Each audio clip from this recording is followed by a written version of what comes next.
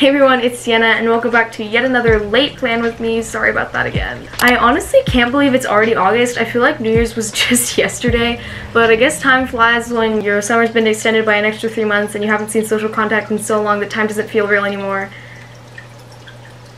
But I hope you all still enjoyed the video. By the way, sorry for the change of scenery with the less than aesthetic background. I didn't have the energy to set up my tripod over where my tapestry is, which is over there, which is where I filmed last time. So sorry it's not as nice. Anyways, yeah, that's all I have to say to you guys, so let's get right on to planning.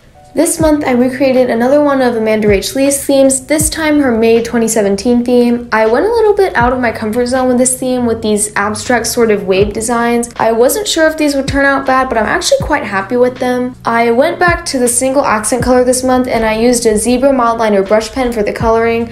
I saw a pack of these at Staples one time and picked them up on a whim, and I'm so glad that I did because they've become some of my favorite brush pens. They have just the right amount of flexibility and they come in the prettiest colors. I totally recommend them.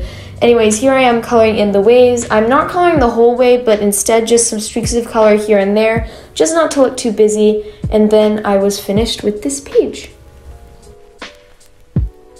Moving on to my monthly spread, I tend to keep my monthlies pretty simple, and this month was no exception. I just stuck with my typical calendar layout and drew some waves along the bottom like a border almost. I'm thinking about trying a different layout next month because I just don't use this spread as often as I want to. I think it's important to remember that behind all the doodles and extra fun stuff, the original purpose of a bullet journal is to help organize your life. So if a spread or the system as a whole isn't working for you, then don't be afraid to try something new or change things up a little bit.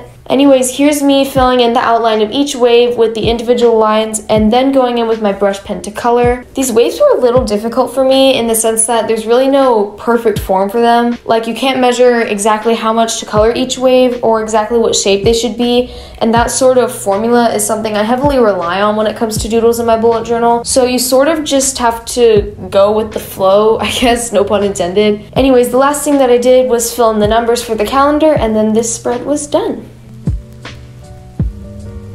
Onto my habit and mood trackers. I didn't do anything special with my habit tracker, just the usual individual mini calendars for each habit. I did carry over the wave border along the bottom, but other than that, I didn't add much decoration to the spread. Surprisingly enough, I don't tend to struggle with keeping up my habit and mood trackers. On the off occasion that I do forget to fill them out, I just write down what I did that day in my phone so I can fill it out in my bullet journal the next day. But sometimes they can get a little bit boring and I do lose motivation to work on them sometimes. So to counter that, I try to switch up my mood tracker every month, and for this month I tried something pretty new. I drew a big rectangle in the center of the page, which is what you see me doing here, and in that rectangle I drew a bunch of the wave doodles sort of stacked on top of each other, if that makes sense. I just filled the whole rectangle with them, but instead of filling each wave completely with the lines like I normally do, I only drew a few lines in each wave, and each line corresponds to one day. I don't know if that makes sense or not, but you'll be able to see it in the flip through clip. Anyways, I just added a calligraphy header and the key, which I filled out later because I couldn't decide which colors I was going to use.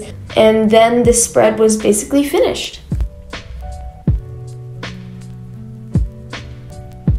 For my line of day page, this page is always pretty straightforward. I just shaded every other line with my brush pen. This month I only had one color, and then I numbered the lines all the way down. I accidentally messed up numbering and skipped a day, so I had to go back and fix it to the best of my ability. Fun fact, the day that I skipped was actually my birthday because I'm literally the dumbest person alive. Anyways, I added a simple calligraphy title to the top and then moved on to the next spread, which was something pretty different for me. I've never done a playlist spread before, but I actually had a lot of fun putting this together. I just printed out the mini album covers for the songs in this spread and glued them down with a glue stick. I normally hate glue sticks, but I ran out of glue tape the day before I filmed this, so I had to improvise, and honestly, no complaints for the glue stick. Maybe I was too harsh on them before. This playlist is sort of all over the place, but if I'm being honest, so is my music taste as a whole, so I guess I shouldn't have expected anything different from myself. After I finished gluing the album covers, I wrote the song titles underneath, and I also added a little play pause menu just because, I don't know, I just thought it looked cute. And after that, I just wrote my Spotify username underneath everything and added some doodles around the header. I thought about doing the same sort of doodles around the line of day headers so they'd match, but I couldn't figure out how to make them not music related, so I just left the header blank. I added some drop shadows because anything is always better with drop shadows, and I was finished with this spread. And last but not least is my first weekly spread of the month. Since I did this late, this spread was actually for the second week of August instead of the first week because, as we all now know, I'm a procrastinating mess. Time management ability aside, I actually really like the way the spread came out. I actually really like the style of weekly spread because it's really simple and quick to make, but you still get a lot of planning space and plus some extra space to doodle or add whatever you want. Here you can see me adding my event sidebar. I always like to keep a space for events in my weekly spreads just so I don't keep having to refer back to my monthly spread during the week. Since I had some extra space, I decided to add a little quote that says, "The sea does not like to be restrained," which I think is from The Lightning Thief. I can't remember which book it's from, but it's Percy Jackson's birthday this month, tomorrow actually, and I felt like I had to use at least one quote from the series this month, and yeah, that's pretty much it for this spread.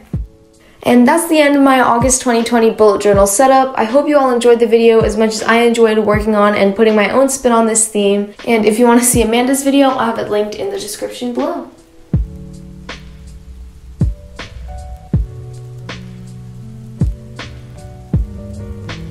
Thank you all so much for sitting and planning with me or just watching the video, and if you did, be sure to like, subscribe, and leave a comment if you actually watched the whole thing.